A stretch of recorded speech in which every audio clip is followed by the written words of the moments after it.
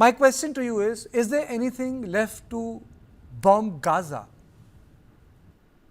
Yeah, from what I understand, and of course it's very hard to get clear information coming from inside the strip, there are senior militants, or at this point, mid-level militants who are now senior, who are resuming, reorganizing attacks.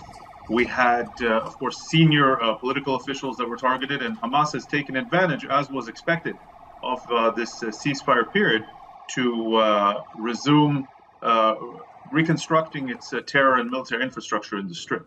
But all of this comes, of course, against the backdrop of Israel needing to find leverage and pressure to get Hamas to come back to the table, release the hostages, and accept what is a very generous offer in a ceasefire. I'm not aware of any military or side in a war in history that is superior, that is winning, and that is forced to back down to a much inferior and losing side of the war.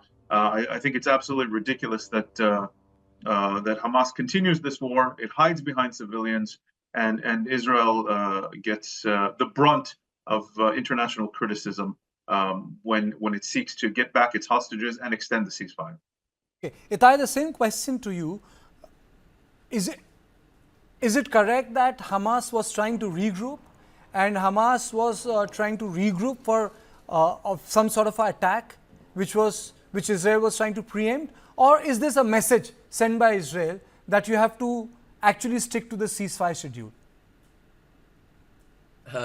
It's not either, it's both. Hamas, we have to remember, is a terrorist organization who orchestrated this whole event, starting by attacking Israel, not much caring about its own citizens. But once Israel tries to get its hostages back and retaliate, then it cries foul and claims that it's looking after its civilians. We have to remember that one of the aspects of the ceasefire that wasn't mentioned earlier is a lot of humanitarian aid that went into Gaza. This humanitarian aid, for the lack of other infrastructure, was all taken by Hamas and exploited, and in essence Hamas was actually siphoning millions of dollars from this humanitarian aid, which it was selling to its own citizens, and using this money to regroup, to recruit new militants, and to renew its infrastructure. And as said, since the ceasefire was stuck, was not going anywhere, there was no reason for Israel to keep to the ceasefire, and the idea was to return the pressure on Hamas, on its leadership, to either come back to the negotiation table or to be eliminated. Okay. Dan, the second issue is there a clarity on the fate of the 59 hostages? From what we understand, only about 22 of them are still alive. And those who have come back recently, we understood, were in horrible shape, starved, chained, tortured and beaten. And so there is an imperative to get back those alive, and of course those who are deceased, but those alive as a priority as soon as possible. But what we've seen throughout the last 530 days of this war is that the second Hamas gets any kind of slack, the second it feels like it has the upper hand with international support, it stretches out the phases, it finds excuses to delay implementation, it ups its demands, and the people who suffer most, besides the 22 remaining Israeli hostages and their families, of course, are the innocent people of Gaza, which Hamas makes it a very clear point to hide amongst them, to pretend to be journalists and UNRWA workers and aid workers one day, and then claim. That's why the Hamas health ministry, so to speak, can claim that so many civilians and journalists and aid workers are killed when Israel is trying to target, with clear intelligence, Hamas terrorists and militants who are hiding purposefully among the civilian infrastructure.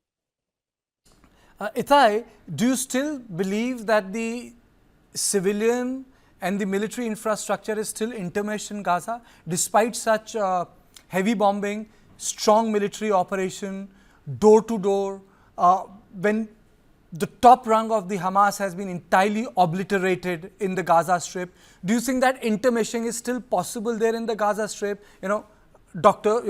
Terrorists working as doctors, where defense and the civilian spaces merge. Do you think it's still possible in the sort of visuals which we see every day which emanate from Gaza, that sort of an organizational interknitting which was witnessed a year ago? In the end, it will have to be for the good of the Gazan people and for the good of the region. You have to remember that it's true that you said that Hamas is intertwined and is the leadership of Gaza, but this needs to be resolved. One of Israel's conditions is that Hamas is no longer the ruler, not practical in any way in the Strip, and therefore this calls for a whole new approach. We saw Trump coming with the one proposal. We've seen the Egyptian proposal, which was adopted by the Arab League. But in the end, everybody besides Hamas understand that the future of Gaza does not have Hamas in it.